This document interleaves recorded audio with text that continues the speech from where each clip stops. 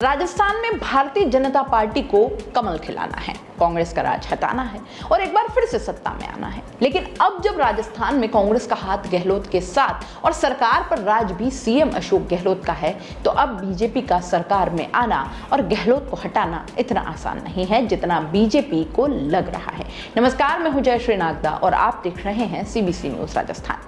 आपको बता दें कि भले ही बीजेपी की यात्राओं में भीड़ जुटने लगी हो, भले ही हजारों की भीड़ बीजेपी के साथ दिखने लगी हो, लेकिन इस बात से भी इनकार नहीं किया जा सकता कि गहलोत की योजनाओं का भी एक बड़ा असर हुआ है। और न सिर्फ लोगों को बल्कि कांग्रेस को भी उम्मीद है कि इन्हीं योजनाओं के दम पर 2023 में सरकार रिपीट हो सकती है। अब ये बात अलग है कि गहलोत सरकार की ज्यादातर योजनाएं चुनावी दहलीज पर आने से पहले लॉन्च हुई हों।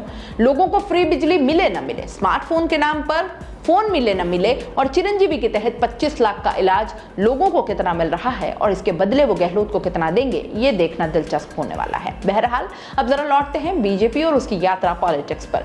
आपको बता दें कि सितंबर की शुरुआत के साथ ही भारतीय जनता पार्टी की परिवर्तन यात्रा शुरू हुई, जो अब पूरे प्रदेश में अपने शबाब पर है।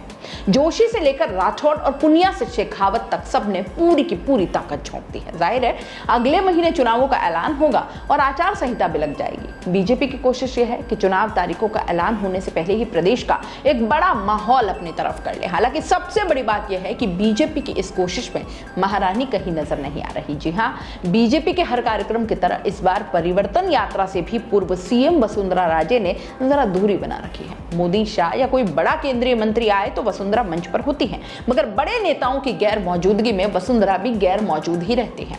अब सवाल यहाँ ये उठ रहा है कि वसुंधरा ने खुद को ही खुद से दूर किया है या फिर पार्टी में किसी के कहने पर उन्हें दूर किया जा रहा है।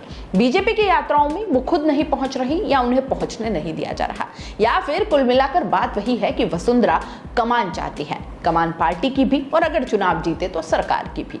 उन्होंने वसुंधरा की राजनीति को करीब से देखा है, वो इस बात से इत्तेफाक रखते हैं। लेकिन ये बात अब शायद भारतीय जनता पार्टी को परेशान करने लगी है और शायद इसी बात से महारानी भी जरा परेशान है। बहरहाल अब इतना तो तय है कि कांग्रेस को, पायलट को और बीजेपी महारानी को राजस्थान विधानसभा चुनाव 2023 में क्या और कितनी जिम्मेदारी देती है, ये देखना वाकई अब रोमांचक होने वाला है।